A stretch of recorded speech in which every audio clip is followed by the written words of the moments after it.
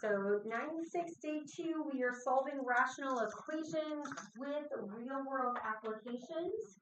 So yesterday we learned how to multiply both sides by the LCD. That's something we're going to be using in our story problems today as well.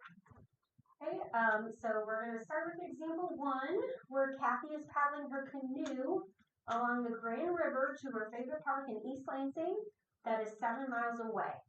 Because of the current, it takes her longer to travel upstream, and it says that we're going to let S represent the speed at which Kathy paddles the canoe, which they call the speed in still water. All that means is S is going to be the speed with no force acting upon it. Okay, so it's the speed without the current. So for part A, it says suppose the current is 4 miles per hour downstream. We're going to write an equation for S. If it takes Kathy 45 minutes longer to paddle upstream versus paddling downstream. Okay, so in order to solve a problem like this, you need some background information. So I'm going to remind you of an equation that you may or may not know already. What we're going to use to help us with this is the formula that the distance is equal to the rate multiplied by the time.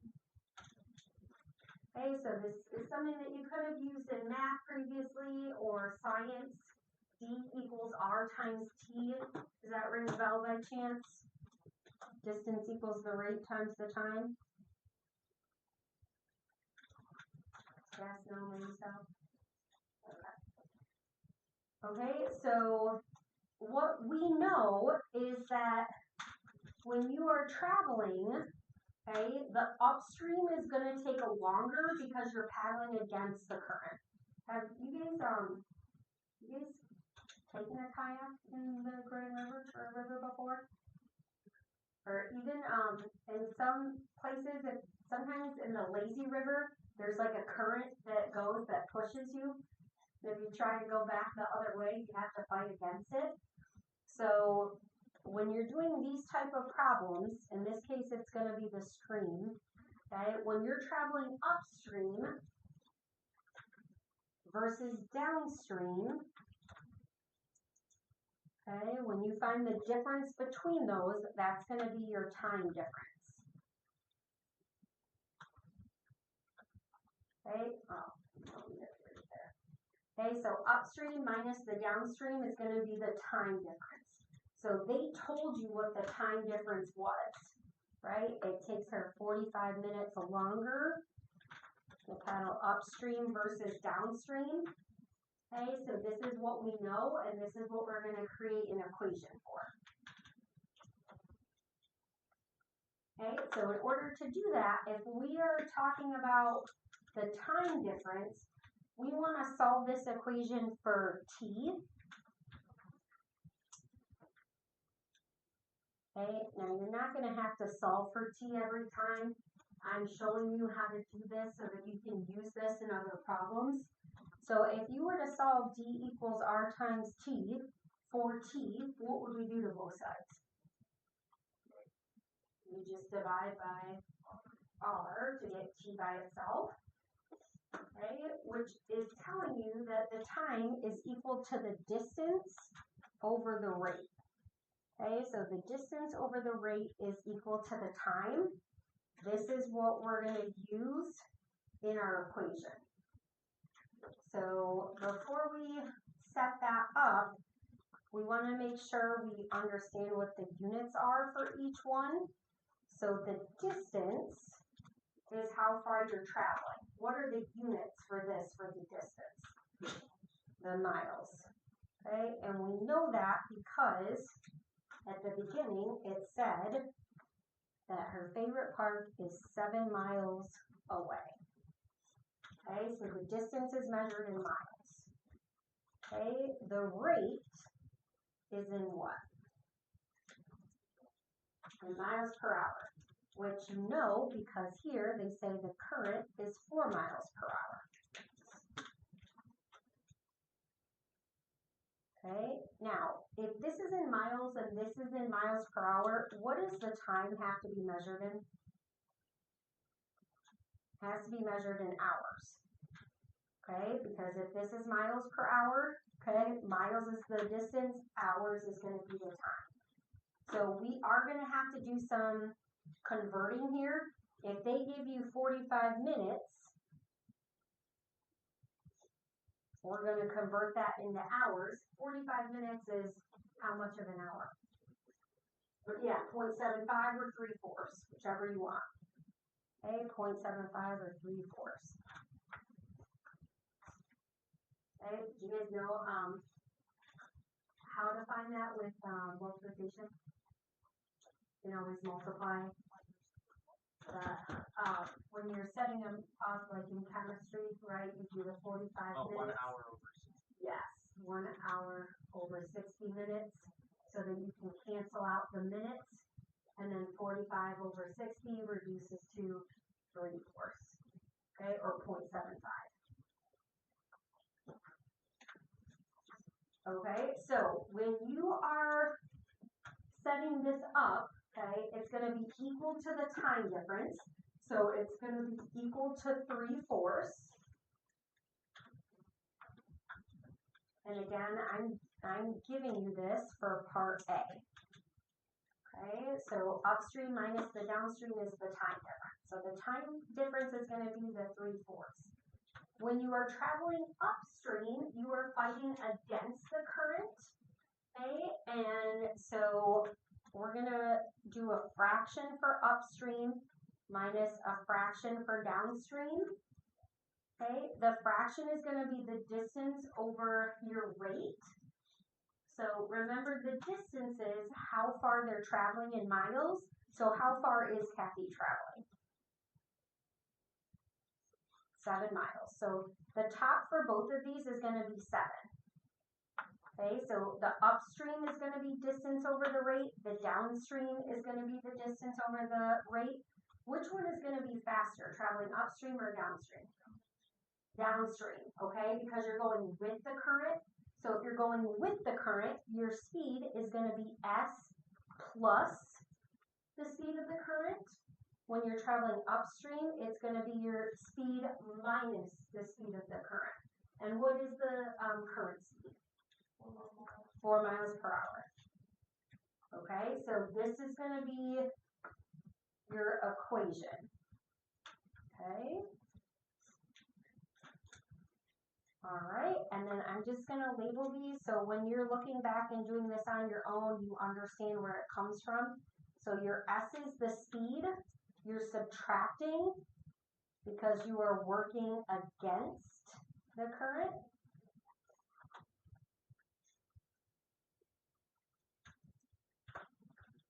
Okay, that's why we subtract.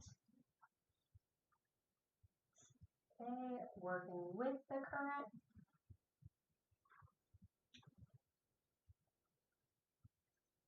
Is when you are going to add. Okay, so we did -4 because our speed is going to be slower when we subtract it. Our speed is going to be faster when we add it. Okay, and when you do this in your homework, you can have ones about the river. The other example you'll see is about the airplanes and the air, and it's very similar. So it's your speed when you're going with the wind versus going against the wind. Okay, so you're going to use the same setup there. All right, and then once you have your equation, for part B, it says find the value of S. So to find the value of S, we are going to multiply by the LCD. So we're going to solve by multiplying by the LCD.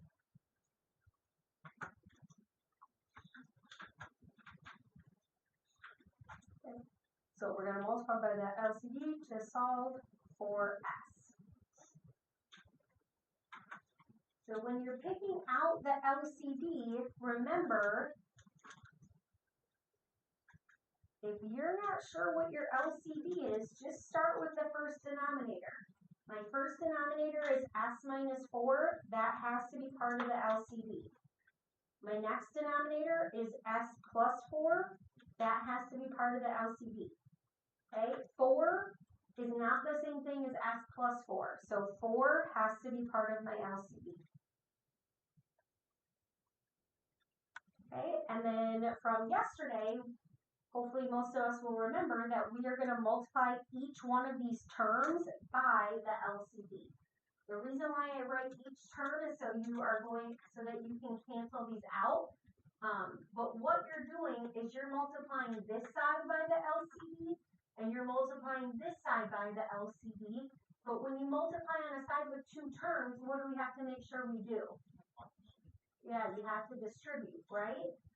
Okay, so I'm just going to write that out as the LCD multiplied by each one of these.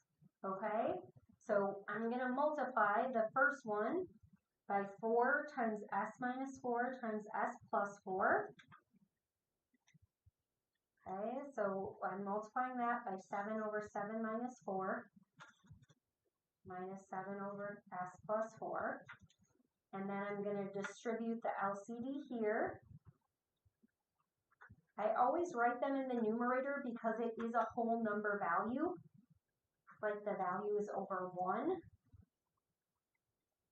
And we have to make sure we multiply both sides by the LCD.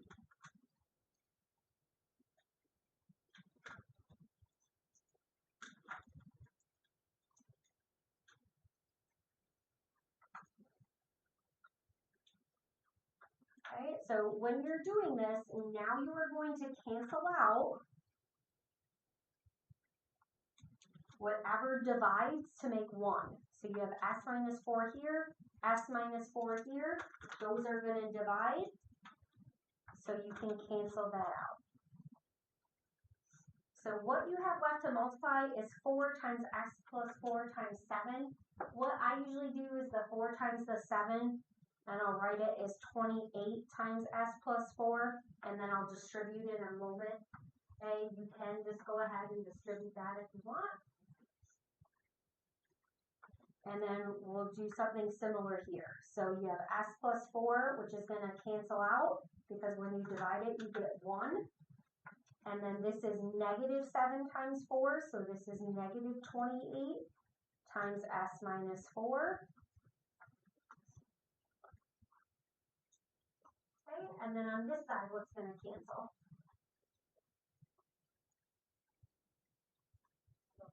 The 4. Okay, so you're left with 3 multiplied by, and with these two, when you're multiplying them, you're just going to FOIL. That's the difference of 2 squares, so we have s squared minus 16. Okay, and then go ahead and solve that for s.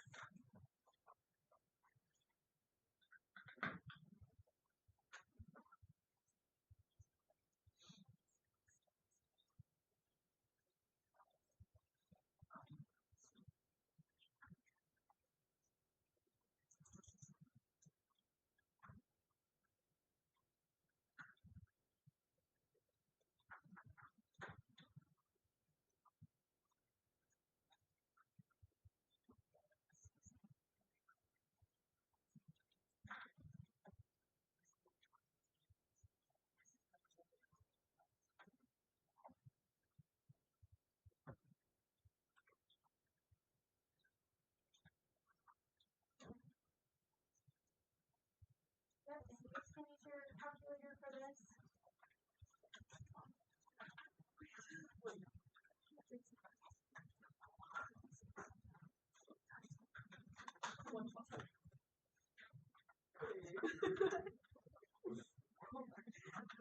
Are you just trying to do it in your head?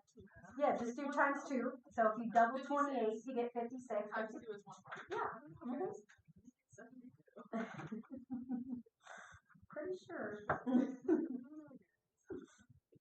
And then negative times a negative is going to be a positive. Okay, so when you're simplifying, you're combining your like terms. Yesterday we talked about like if you had s's and x squared, you move everything to one side, but your s's are going to cancel.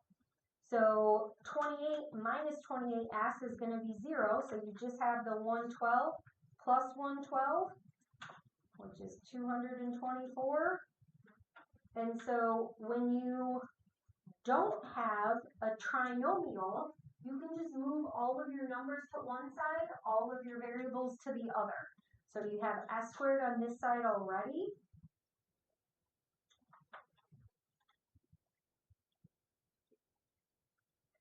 Look, we got a 72 in here. You're just working ahead of us. Okay, now when you divide 272 by 3, you get a decimal, right? So if it's not a nice decimal, so by that I mean if it is non-ending, like here you have this, what we're going to do is we're just going to keep it as the 272.3, or you could write 90.6 repeating. But what I need you to make sure that you do is you don't round at this step. You're not going to round until you get to the next step. Okay, so I'm going to just put a reminder, do not round early, which most of you don't do that anyway. You're good at using your answer button.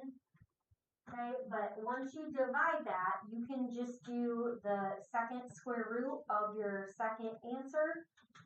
Okay, and now you can round. It says to round your answer to the nearest tenth.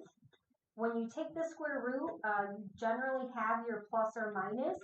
When you are working with speed, your speed is always positive, so you can reject that negative answer.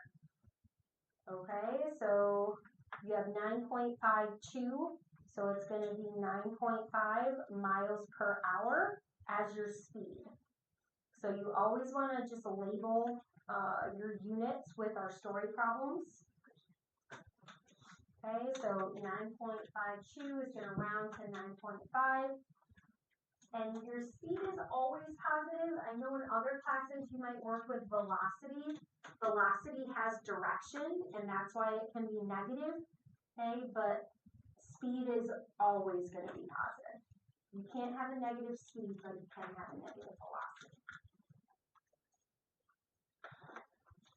All right, nice work. We are going to go to the next type of problem that you'll be working with. And this is a problem where there's some kind of task that has to be complete. Okay, so for this one, Natalie and Renzo are working on a puzzle, a 500-piece puzzle. Okay, so this is an intricate puzzle. I remember when I was little, my grandma had a puzzle table, and she would just work on it every day for a little bit at a time. So Natalie's working on this puzzle. It's going to take her 8 hours to finish it. We listen and we don't judge. We don't know what this puzzle looks like. Okay, when Natalie and Renzo work together, they can finish that puzzle in about 4.5 hours. Which already with this information, if we know she can do it in 8 hours, okay, if he could do it in 8 hours as well, it would be 4 hours. But because it's a little bit more, what can we say about Renzo? What can we say about our answer? Slower. Yes, so it's going to take him more time. So that's a good thing to think about. So when you get your answer, you can compare. And we are going to find how long it takes him. Okay, so how long will it take him to finish if he works by himself? Yeah, we also don't know their ages. Looking at a 500, that's a lot.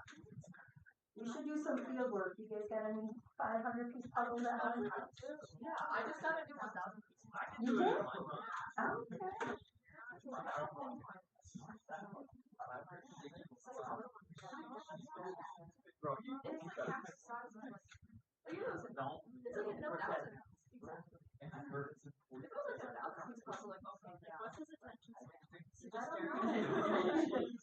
I need to think of some better backstory.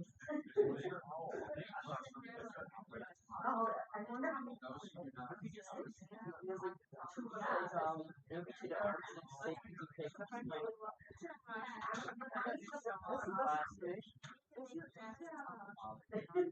All right, so compartmentalize some of the information, okay?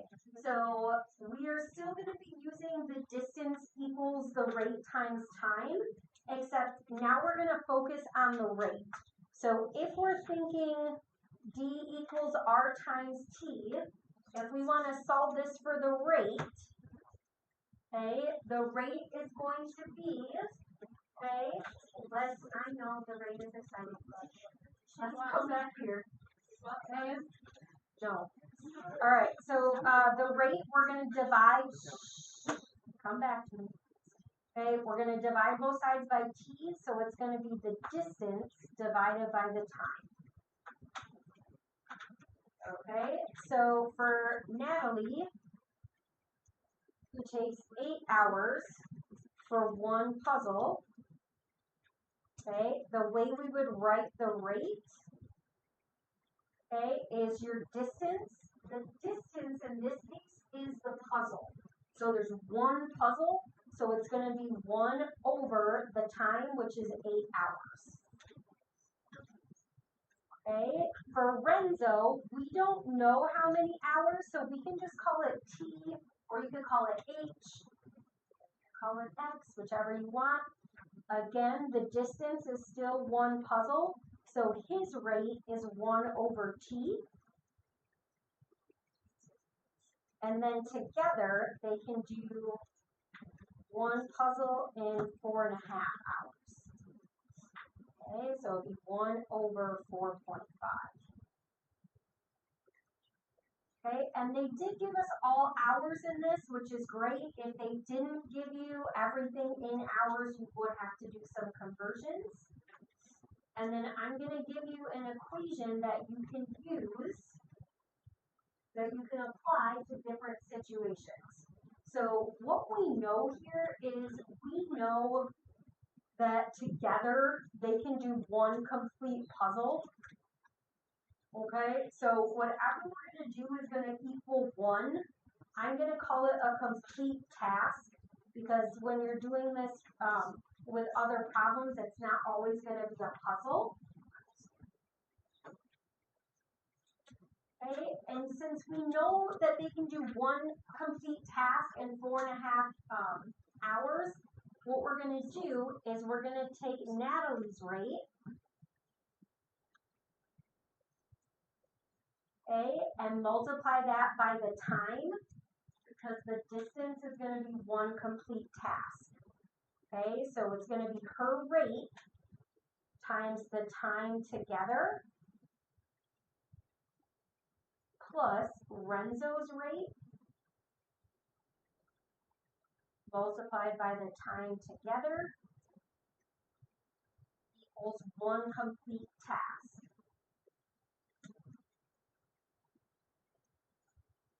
So the reason why we want to use the time together is so we can solve for Renzo's rate. So this is saying, okay, if you multiply Natalie's rate times the time plus Renzo's rate times the time, that's going to be the complete distance. When you're applying this to other problems, it's just going to be a different name. So instead of Natalie's rate, it's somebody or something else's rate. Okay? So we already found her rate. It was 1 over 8. And then the time together was 4.5 hours. Okay, Renzo's rate, we don't know how many hours, so it was 1 over t. And then the time together is 4.5. And it's always going to be equal to 1. Okay, it's one complete task that you are completing. And once you have this equation, you are now just going to solve it for t. When you are multiplying these together, you are multiplying fractions, so you can think of this as over 1. Your equation is going to be 4.5 over 8 plus 4.5 over t equals 1. So in order to solve, we're just going to multiply both sides by what? Yep, so we're going to multiply by the LCD. Okay, so your LCD is always just going to be your denominators multiplied together and no repeat. So 8 times t, that's your LCD. So the way that we're writing that out is we are going to multiply each term by 8t. So we multiply the 1 by 8t, we're going to multiply this term by 8t, and the first term by 8t. All right, and then go ahead, cancel out what you can, and then multiply what's left over.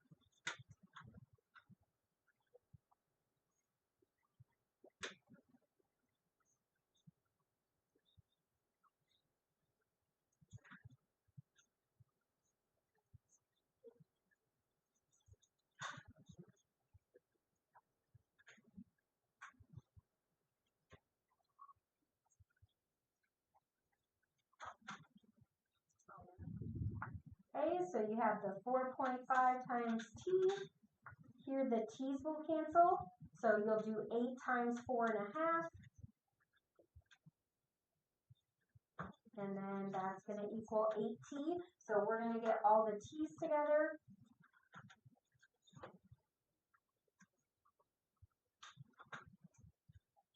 Oops, not plus. Okay, so when you get all the t's on one side, you're going to be able to solve for t.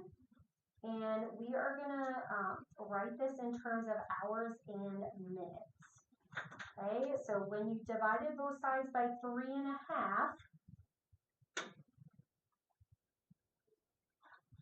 right, you got 10 point something, 10.285.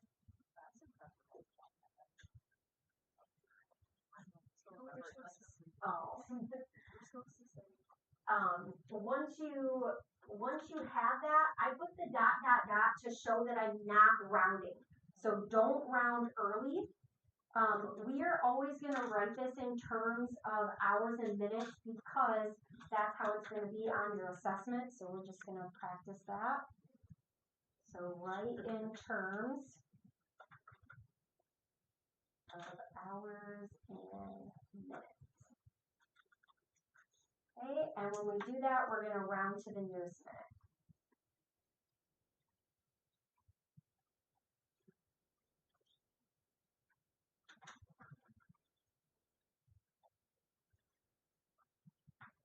Okay, so we know that our answer is going to be 10 hours. We can see that part. Okay, in order to calculate the rest, you are just going to take that decimal. So you have 36 divided by 3.5. Okay, you are going to subtract the hours from that. So if you subtract 10, you have 0.285. Again, I'm going to put the dot, dot, dot to show that's not rounded. And if that is in terms of hours, that's when you multiply by 60 minutes. The setup is you do minutes over hours so that the hours cancel and you're left with the minutes. So we're going to take that answer that's in our calculator and all we have to do is multiply by 60. Okay, so if it's 17.1 and we're rounding to the nearest minute, it'll be 10 hours and 17 minutes.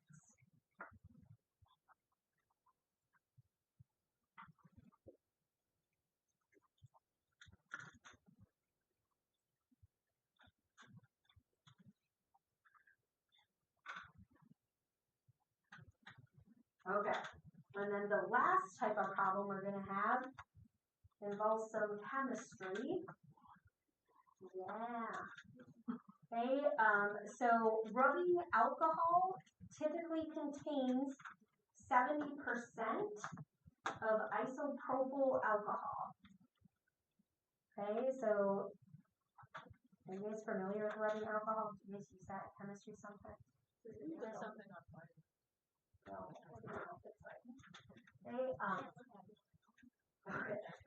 Okay, so you are going to add a liquid that has 50% of isopropyl alcohol liquid to 200 milliliters of a liquid that is 91% of isopropyl alcohol. Okay, so this first piece of information was just giving you reference for how much of the isopropyl rubbing alcohol contains. This liquid that we have is 200 milliliters, that's a 91%. We are going to write a function that represents the percent of isopropyl alcohol in the resulting solution. Okay, so we're making a new solution. This result solution we're going to call the new solution. In this new solution, it tells you X is the amount of 50% of the isopropyl added. Okay? Now, they tell you here what the original amount is. So you're starting with the 200 milliliters of a liquid that is 91%. That is the original amount. Okay, the new amount is going to be a resulting solution where you have some amount of 50% of the isopropyl solution added. So when you are creating a function, okay, for the percent, whenever you're doing a percent, okay, you have the total amount on the bottom. And in this case, we're dealing with liquid. So it's the total amount of liquid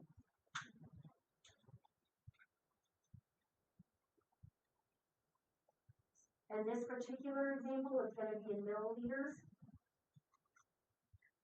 Okay, and the top is going to be what they're asking you to find. So it says write a function that represents the percent of isopropyl alcohol. So we want to know what the amount is of the isopropyl alcohol.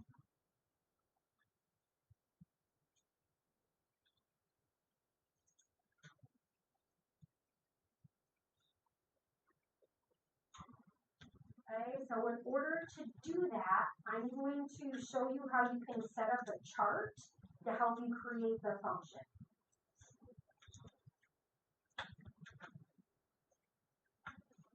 And then once you see the pattern, you're going to be able to follow that. Okay, so we have the isopropyl alcohol.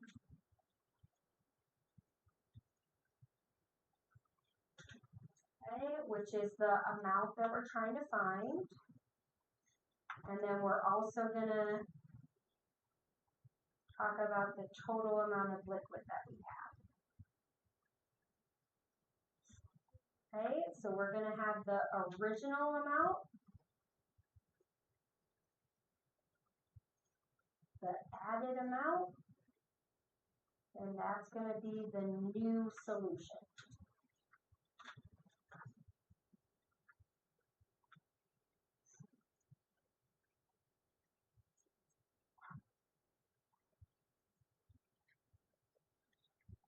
Okay, so we have the original amount, the amount we're adding, and then the new solution.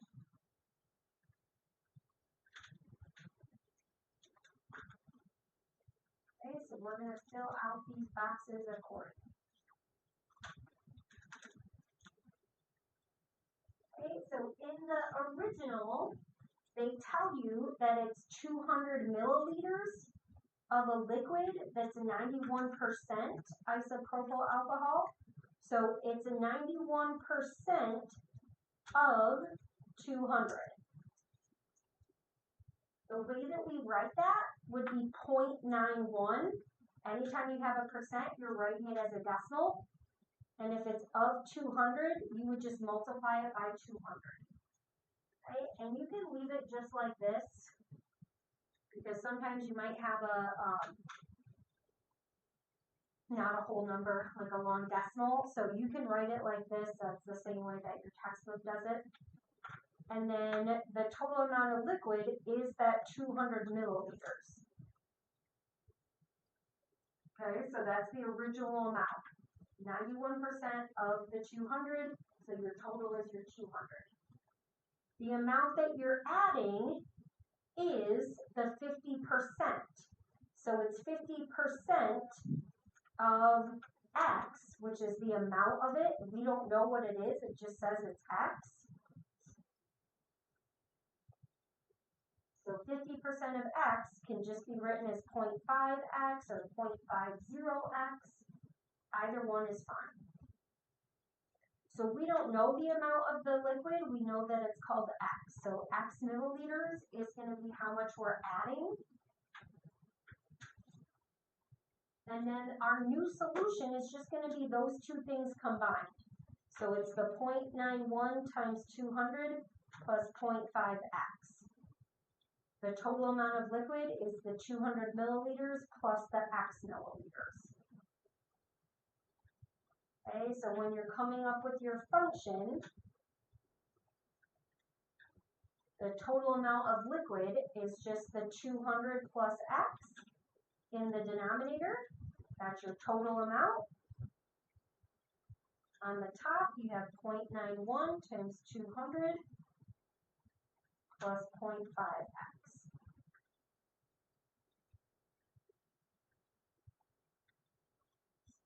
Okay, now do you have to make your chart every time when you're doing your homework? Nope.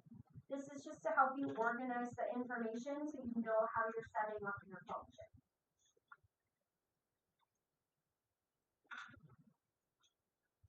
Okay, so part B is asking you how much of the 50% liquid should be added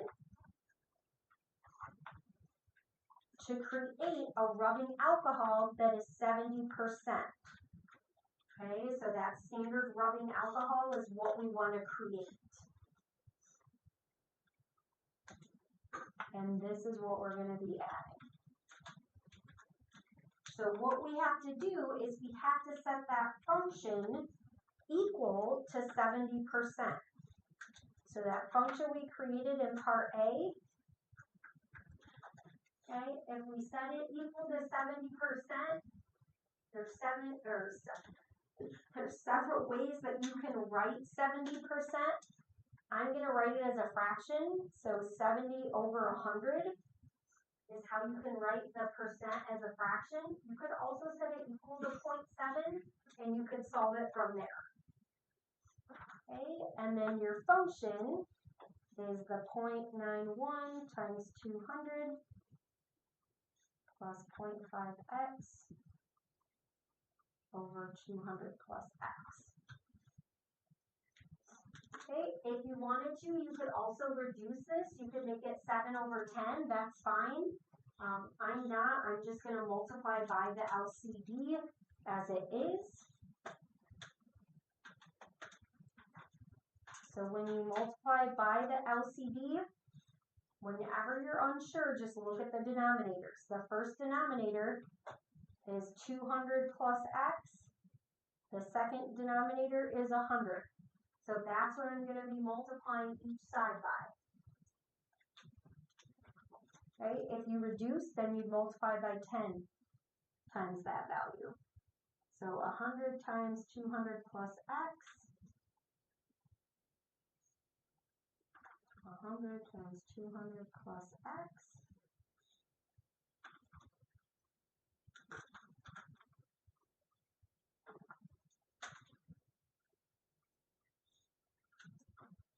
Okay, so on the left side, the 200 plus x is going to cancel. Okay, I'm going to write this as 100 times, and then we can go ahead and multiply this together. You can either do it in this step or the next one. 0.91 times 200 is a nice value. But like I said, they are not always going to be nice values like that. And then on this side, the hundreds are going to cancel. So I have 70 times 200 plus x.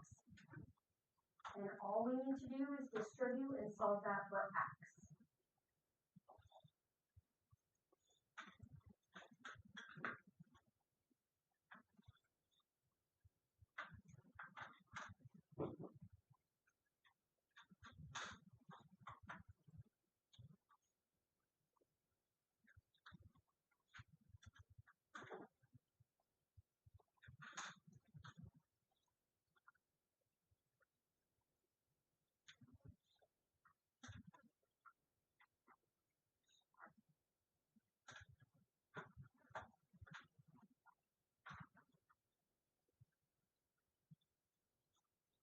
So we're going to get all the access on one side.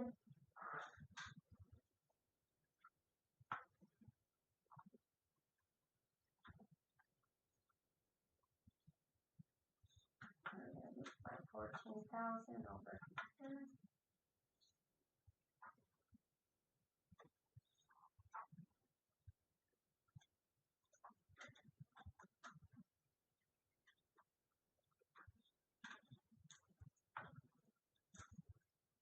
Okay, and then we're just going to label this with our units. So it's saying how much of liquid should be added. So it's 210 what? Milliliters. Great. So that's going to be your final answer. Okay, so when you're doing your assignment for the day 2, okay, please use your notes and please use your setup for that.